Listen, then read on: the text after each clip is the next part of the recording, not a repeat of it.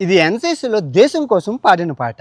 హమ్ sub భారతీయ హే, హమ్ sub భారతీయ హే, कश्मीर की धरती रानी है, सरदार मलय है, सदियों से अपने इसको अपने कूंच फैला है, देश की रक्षा कीता है, हम सबसे उठा लेंगे, हम सबसे उठा लेंगे, बिखरे बिखरे तालुए हम, लेकिन झिले मिले एक है ఓహో హమ్ సబ్ భారతీయ హే.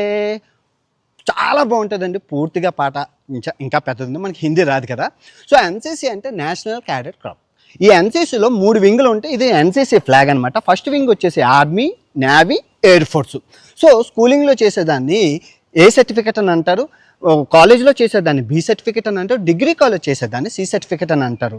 ఇవి గవర్నమెంట్ కాలేజెస్లో అవైలబుల్ ఉంటాయి. వీటిని చేయడం వల్ల ఉపయోగాలు ఏంటంటే, ఆర్మీ గవర్నమెంట్ జాబ్స్ ఏది చేసినా మీకు రిజర్వేషన్ కోటా, స్పోర్ట్స్ కోటా ఎలా ఉంటుందో ఎన్సీసీ కోటా అని కూడా ఉంటుంది మీకు. సో దీనివల్ల చాలా ఉపయోగాలు ఉన్నాయి.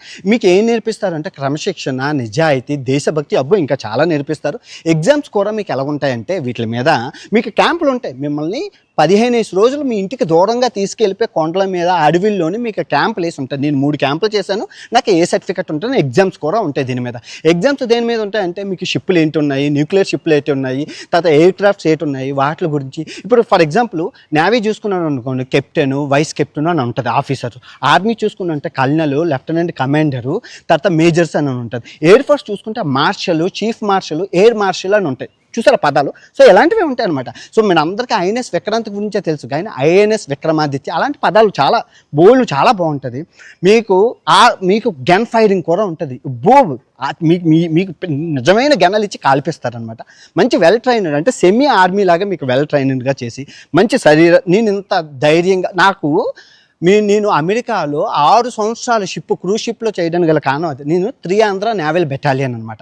నేను నేవల్లో చేశాను కాబట్టి నాకు ఆ ఎక్స్పీరియన్స్ అప్పుల్లో ఉన్నాయి కాబట్టి ఎన్ని ఇంటర్వ్యూలో చెప్పాను. అమెరికాలో షిప్ జాబ్ వచ్చింది. 6 సంవత్సరాల సముద్రంలో 5 మహాసముద్రాల్లో నేను గడిపాను. నేను ధైర్యంగా ఎన్ని ప్రదేశాలకైనా వెళ్ళిపోవడానికి గల కారణం అదే. నా బ్యాగ్ ఎప్పుడైనా చూసారో, ముందు బ్యాగు 15, వెనకన బ్యాగ్ 20. ఎప్పుడు నా ఒంటి మీద 40 కేజీల బరువు ఉంటుంది. ఇప్పుడు మంచి ట్రైనింగ్ ఉంటుంది, మంచి క్రమశిక్షణ ఉంటుంది. నేను అంత ధైర్యంగా, ఇంత ఆరోగ్యంగా ఉండడానికి గల కారణం ఎన్సీసీ. మీకు ఎవరికైనా మీ సర్టిఫికెట్లు ఏంటి ఉన్నాయో కింద కామెంట్ చేయండి. మీ దగ్గర ఏ సర్టిఫికెట్ ఉందో. ఎవరికైనా అవకాశం వస్తే వదలకండి, మిస్ చేసుకోకండి. చాలా బాగుంటుంది. జై హింద్.